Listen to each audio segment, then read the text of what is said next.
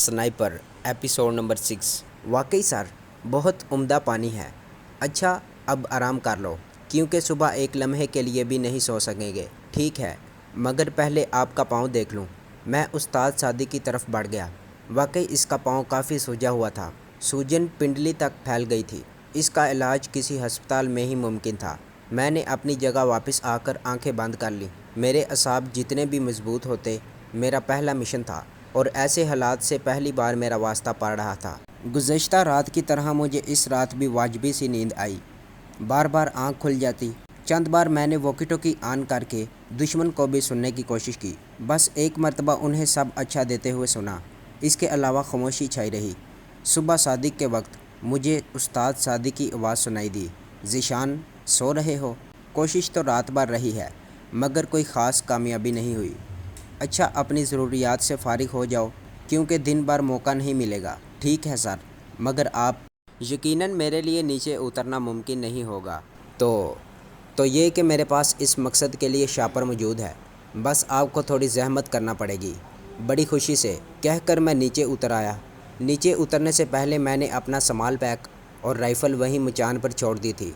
थोड़ी दूर जाकर मैंने फितरी तकाज़ा पूरा किया और फुजला जात को बड़ी एहतियात से ज़मीन में दबा दिया, क्योंकि इससे दुश्मन को हमारी मौजूदगी का यकीन हो जाता और ये यकीन उनकी कोशिशों को तक़वियत देने के साथ उन्हें मज़ीद चौकन्ना और मोहतात कर देता।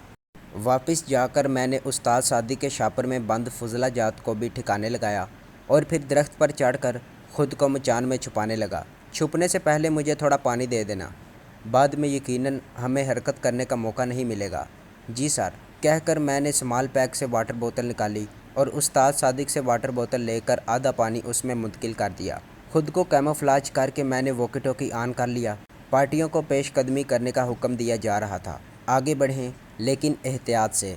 फायर करने से पहले ये बात मद्देनज़र रहे कि चारों तरफ आपके अपने साथी मौजूद हैं। कोशिश यही करना कि दुश्मन ज़िंदा हाथ आए। मैं इनकी बातें सुनने लगा, मगर उस्ताद सादिक ने ज़्यादा देर मुझे वॉकी टॉकी ऑन ना रखने दिया। ज़ीशान, बस वायरलेस सेट ऑफ़ कर दो, उसकी आवाज़ दूर तक सुनाई देती है। जी सर, कहकर मैंने वॉकी टॉकी ऑफ़ कर दिया। 1.5-2 घंटे के बाद दुश्मन के चंद सिपाही हमारे करीब से गुजरते चले गए। वो आहिस्ता कदमों से दाएं बाएं का जायज़ा लेते हुए वहाँ से गुजरे थे। गाहे गाहे वो दरख्तों के ऊपर भी नज़र डाल लेते थे। मुझे उनके अंदाज से खौफ की झलक नज़र आई। बिलाशुबा वो अंधी गोली का शिकार होने से खौफज़दा थे। शाम तक वो वहीं घूमते रहे। मुख्तलिफ एतराफ़ से फायरिंग की आवाज़ भी सुनाई देती रही। रात को भी पार्टियों ने जंगल में डेरा डाला, मगर हमारी मचान के करीब कोई पार्टी नहीं ठहरी थी। अंधेरा गहरा होते ही मैंने पहले तो शदीद ऐनक लगाकर चारों जानिब किसी दुश्मन के ना होने का यकीन किया और फिर वॉकी टॉकी की आवाज़ कम करके ऑन कर लिया। उनकी बातों से पता चला कि हर पार्टी को 2 हिस्सों में तकसीम कर दिया गया है। एक ग्रुप का काम जंगल में घुसकर तलाशी लेना और दूसरे ग्रुप का काम जंगल का घेराव करना था। इसलिए घेरा डालने वाली पार्टियां कल से अपनी अपनी जगह मौजूद थीं और तलाशी के लिए मुख्तलिफ पार्टियां 3 एतराफ़ से जंगल में दाखिल हो चुकी थीं, बल्कि अंधेरा छा जाने के बाद भी जंगल में ही थीं। अलबत्ता अंधेरा छा जाने की वजह से पार्टियों को अपनी अपनी जगह पड़ाव डालने का हुक्म दिया गया। मेरे पास पानी ख़त्म हो गया है, मैंने गुफ्तगू की इब्तिदा ही मायूसी भरी खबर से की। उस्ताद सादिक ने मुस्कुरा कर कहा, यही खबर मेरे पास भी है। मतलब अपनी आजमाइश शुरू हो गई है, वो इत्मीनान से बोला।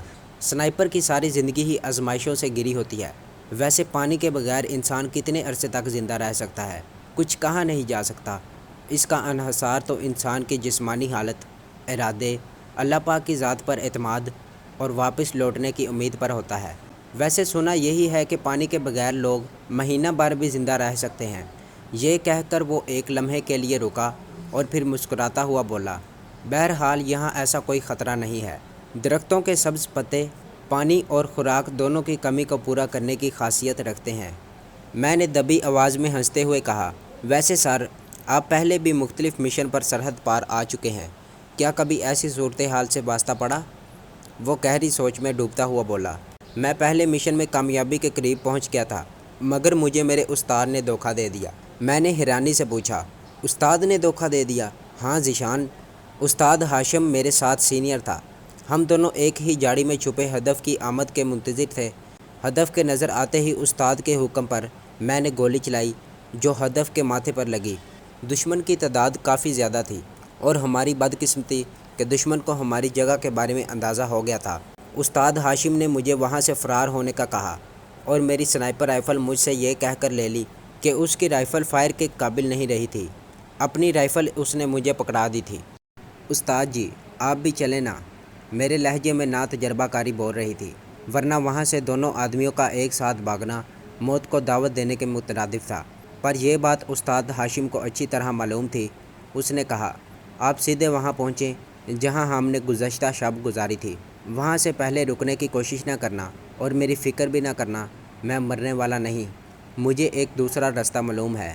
مجھے متذبذب دیکھ کر اس نے مجھے تسلی دیتے ہوئے کہا وعدہ کرتا ہوں زندہ رہوں گا، اور یہ بھی اپنے ساتھ رکھو، میں آ کر لوں گا، کم از کم یہ وزن تو آپ اپنے ساتھ لے جائیں تاکہ مجھے بھاگنے میں آسانی رہے۔ اس نے اپنا پستول ماں فالتو میگزین کے اور اپنی واٹر بوتل بھی میرے حوالے کر دی۔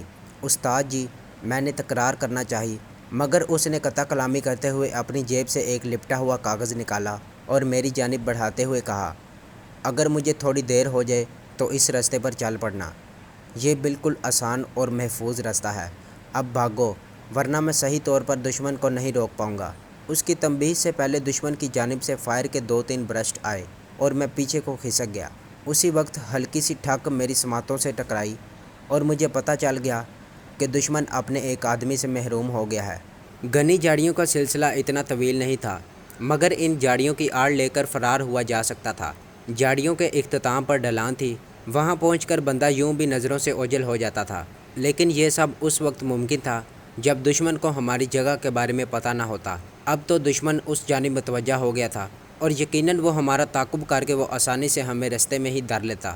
البتہ ایک آدمی ان کے ساتھ فائر کا تبادلہ کر رہا تھا تو دوسرا آسانی کے ساتھ فرار ہو سکتا تھا۔ یہی سوچ کر استاد ہاشم نے مجھے بھگا دیا تھا۔ رستے میں یہی سوچ میرے دماغ میں سرگردہ رہی کہ استاد ہاشم وہاں سے کیسے بھاگے گا، کیونکہ وہ جھوٹ نہیں بولا کرتا تھا اور اس نے بڑے اعتماد سے کہا تھا کہ اسے ایک دوسرا راستہ معلوم ہے اور مجھ سے وعدہ بھی کیا تھا کہ وہ زندہ رہے گا۔ جھاڑیوں کا علاقہ میں نے جھک کر دوڑتے ہوئے طے کیا تھا، مگر ڈھلان سے اترتے ہی میں سیدھا کھڑا ہو کر بھاگ پڑا۔ اس نشیب میں میں اندھا دھند ہونے والے فائر سے محفوظ تھا۔ گزشتہ رات کی پناہ گاہ تک میں بغیر رکے بھاگتا چلا گیا۔ وہ جگہ کارروائی کے علاقے سے تقریباً 3 کلومیٹر کے فاصلے پر تھی۔ تمام راستے میرے کانوں میں مسلسل فائرنگ کی آواز گونجتی رہی تھی۔ اس کا مطلب یہی تھا کہ استاد ہاشم مقابلے پر ڈٹا ہوا تھا، مگر جب میں اپنی پناہ گاہ سے فرلانگ بار کے فاصلے پر پہنچا تو ایک دم فائرنگ کا سلسلہ موقوف ہو گیا۔ میں جھاڑیوں میں چھپی چھوٹی سی کھو میں گھس کر استاد ہاشم کا انتظار کرنے لگا۔ نامعلوم کیوں میرا دل بیٹھا جا رہا تھا، میری پریشان سوچوں میں مختلف خیالات سرگرداں تھے۔